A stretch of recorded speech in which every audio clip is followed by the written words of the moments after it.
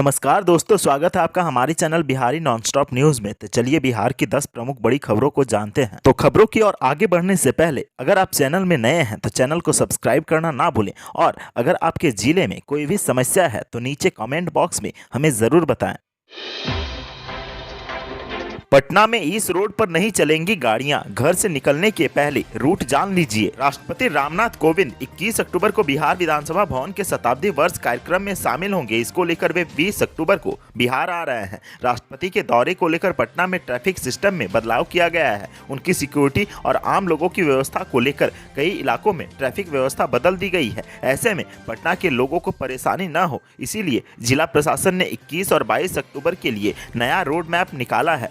राष्ट्रपति के आगमन पर यही प्लान लागू रहेगा। बता दें कि राष्ट्रपति के पटना आगमन को लेकर DM doctor Chandrashekhar Singh, SSP Upendra Kumar Sharma और ट्रैफिक एसपी अमरकेश डी ने नया रोड मैप तैयार किया है। इस नए रोड मैप में 21 अक्टूबर को बिहार विधानसभा भवन के शताब्दी समारोह के अवसर पर सुबह 10:30 बजे से दोपहर 12:30 बजे या फिर कार्यक्रम के खत्म होने तक सिर्फ एम्बुलेंस या आपातकालीन वाहन, शव वाहन, पास धारक वाहन को छोड़कर अन्य वाहनों के लिए यातायात व्यवस्था पूरी तरह से बदली रहेगी।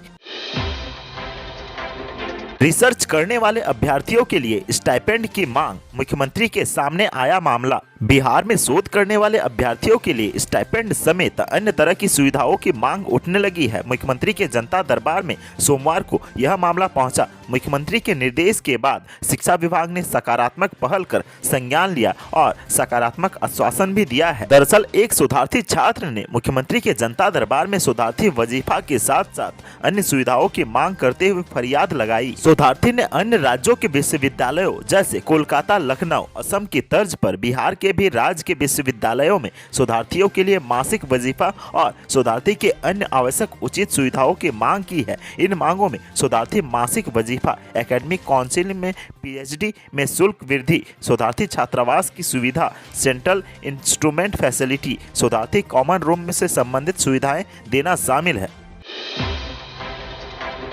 डीएम ने बीडीओ पर की बड़ी कार्रवाई, काम में लापरवाही बरतने पर हटाई गई। इस वक्त एक बड़ी खबर जमुई जिले से सामने आ रही है। पंचायत चुनाव के चौथे चरण की वोटिंग से पहले बीडीओ पर बड़ी कार्रवाई की गई है। जिला पदाधिकारी सह जिला निर्वाचन पदाधिकारी ने प्रखंड विकास पदाधिकारी को चुनाव कार्य से हटा दिया है। उनकी जगह निर्वाचन पदाधिकारी की जिम्मेदारी वहां के अंचलाधिकारी को दी गई है। दरअसल बिहार में पंचायत चुनाव का दौर जारी है। ऐसे में शासन प्रशासन काफी एक्टिव है। काम में लापरवाही बरतने वाले अफसरों पर कार्रवाई की जा रही है। इसी कड़ी में सोनो प्रखंड विकास पदाधिकारी ममता प्रिया को चुनाव कार्य से हटा दिया गया है। डीएम अवनीश कुमार सिंह ने इसको लेकर आदेश भी जारी कर दिया है। डीएम द्वारा जारी आदेश के मुताबिक बीडीओ ममता प्रिया पंचायत चुनाव में निर्वाचित पदाधिकारी के कृत्यों का सफलतापूर्वक समय निर्वाहन और प्रबंधन नहीं कर पा रही थी, इसीलिए उन्हें चुनाव कार्य से मुक्त कर दिया गया है। उनकी जगह अब वहां के अंचलाधिकारी राजेश कुमार को निर्वाचित पदाधिकारी नियुक्त किया गया है। चाणक्य नेशनल लॉ यूनिवर्सिटी में भारी बवाल, मेस का खाना खाने से बिगड़ी छात्रों की तबीयत। बिहार के प्रतिष्ठित चाणक्य नेशनल लॉ यूनिवर्सिटी में बीती रात भारी बवाल देखने को मिला है। दरअसल लॉ यूनिवर्सिटी के मेस का खाना खाने से कुछ छात्रों की तबीयत खराब हो गई। इसके बाद एक छात्र को इलाज के लिए पीएमसीएच में जाना पड़ा। मेस में खराब खाना मिलने से नाराज छात्रों ने कैंपस में बीती रात जमकर हंगामा किया। चाणक्य नेशनल लॉ यूनिवर्सिटी एक प्रतिष्ठित संस्थान है। सरकार की तरफ से इस शिक्षण संस्थान में बेहतर सुविधाओं का दावा किया जाता है, लेकिन इस सब के बावजूद कैंपस में रहने वाले छात्रों ने मेस में घटिया खाना देने का आरोप लगाया है। खराब खाने की वजह से 3 छात्रों की तबीयत बिगड़ी है। एक को इलाज के लिए पीएमसीएच भेजा गया, जबकि 2 अन्य छात्रों का इलाज कैंपस में ही चल रहा है। छात्रों की तबीयत बिगड़ने के बाद बवाल उस वक्त और बढ़ गया जब संस्थान की डिस्पेंसरी में एक एक्सपायर इंजेक्शन दिए जाने की जानकारी सामने आई। घटना के बाद आक्रोशित छात्रों का शांत कराने के लिए पुलिस तक को कैंपस में आना पड़ा। जमीन माफी को लेकर राज्य सरकार का बड़ा फैसला, जान लीजिए क्या होगा नया नियम। बिहार में जमीन से जुड़े मामलों में लगातार सुधार के लिए बदलाव कर रही नीतीश सरकार ने एक और बड़ा फैसला किया है। राज्य के अंदर अब जमीन माफी के लिए एक बराबर शुल्क भी देना होगा। राज्य के राजस्व एवं भूमि सुधार मंत्री रामसूरत राय ने कहा है कि राज्य में जमीन मापी अलग अलग होने से परेशानी होती है। किसानों की शिकायत विभाग को मिली है और मौजूदा व्यवस्था में शिकायतें दूर करना संभव नहीं है, लिहाजा विभाग ने यह तय किया है कि जमीन मापी की पूरी व्यवस्था ही बदल दी जाए। इसके लिए अधिकारियों को निर्देश दे दिया गया है। फिलहाल आमीन के एक दिन के वेतन के आधार पर ही मापी का शुल्क तय किया जाता है। मंत्री रामसूरत राय ने राज्य भर के लिए एक शुल्क तय करने का निर्देश विभाग के अधिकारियों को दिया है। जमीन मापी के लंबित आवेदनों को जल्द निपटारा हो सके और इसके दौरान निष्पक्षता का ख्याल रखा जाए, इसको लेकर भी प्रयास जारी है। राजस्व विभाग ने जिलों में जमीन मापी के लिए समान दर तय करने का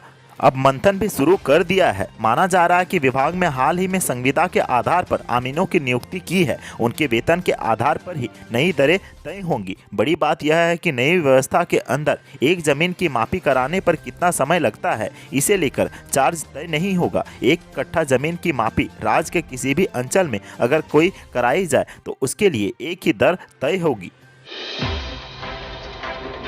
बिहार में शिक्षक नियोजन की प्रक्रिया रुकी, पंचायत चुनाव के कारण राज्य निर्वाचन आयोग ने नहीं दी मंजूरी। बिहार में शिक्षक नियोजन की प्रक्रिया रोक दी गई है। पंचायत चुनाव के कारण शिक्षक नियोजन की प्रक्रिया को रोक दिया गया है। राज्य निर्वाचन आयोग में माध्यमिक शिक्षा के निदेशक के अनुरोध पर अपना फैसला देते हुए स्पष्ट किया है कि माध्यमिक और उच्च माध्यमिक शिक्षक नियोजन प्रक्रिया को आदर्श आचार संहिता के प्रभावी रहने तक रोक दिया जाए। राज्य निर्वाचन आयोग ने कहा है कि माध्यमिक उच्च माध्यमिक शिक्षक नियोजन प्रक्रिया को आदर्श आचार संहिता के प्रभावी रहने की स्थिति में विभाग के प्रस्ताव पर आयोग की तरफ से असहमति व्यक्त की जाती है। शिक्षा विभाग की तरफ से माध्यमिक शिक्षा निदेशक ने राज्य निर्वाचन आयोग को पत्र लिखते हुए चरण की शिक्षक बहाली के लिए नियोजन प्रक्रिया को अनुमति देने का आग्रह किया था। आयोग ने स्पष्ट किया है कि जिला परिषद नियोजन समिति की तरफ से नियोजन की प्रक्रिया को पूरा करने के लिए प्रस्ताव में जिला परिषद परामर्श समिति के एक सदस्य भी शामिल होते हैं, तो ऐसी स्थिति में आदर्श आचार संहिता इसकी इजाजत नहीं देता है।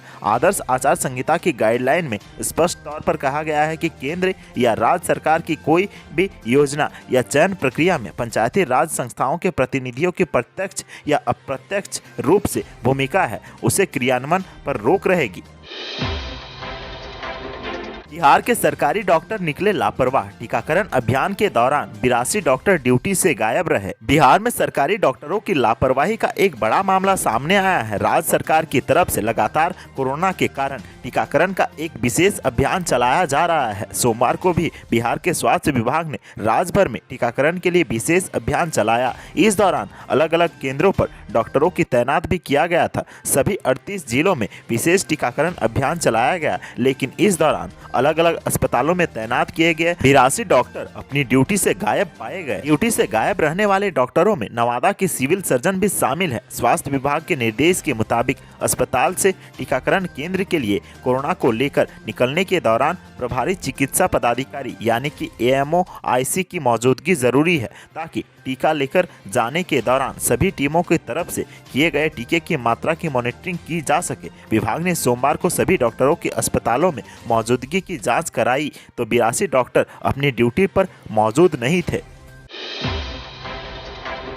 सावधान, बिहार में भारी वज्रपात की चेतावनी, बेवजह घर से बाहर न निकले, अगले 2 घंटे तक इन जिलों में मौसम रहेगा खराब। बिहार में वर्षा और भारी वज्रपात की संभावना को देखते हुए हाई अलर्ट जारी कर दिया है। सूबे के लगभग आधा दर्जन जिलों के दर्जनों प्रखंडों में ठनका गिरने को लेकर चेतावनी जारी की गई है। मौसम विभाग की चेतावनी के बाद बिहार आपदा प्रबंधन विभाग ने भी अलर्ट घोषित किया है। लोगों को बेवजह घर से बाहर नहीं निकलने को कहा गया है। बिहार के मौसम विज्ञान विभाग और आपदा प्रबंधन विभाग की ओर से मिली जानकारी के मुताबिक अगले 2 घंटे तक यानी कि 8 बजे तक राजधानी पटना के संपतचक, फतुहा, दनियावा, खुसरूपुर, अथमल गोला, बेलछी, बख्तियारपुर, बाढ़, पुनपुन प्रखंड में अलर्ट जारी किया गया है।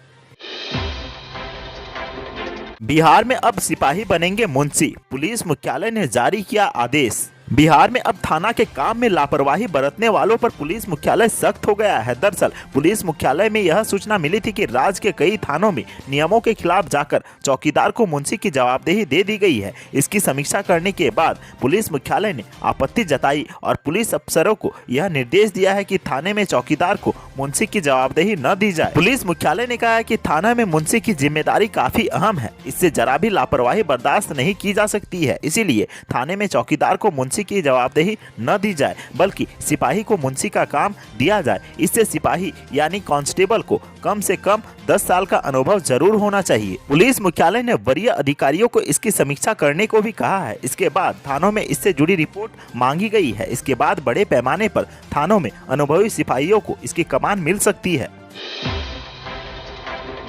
सीबीएसई के 10वीं और 12वीं टर्म 1 की परीक्षा की डेट शीट जारी।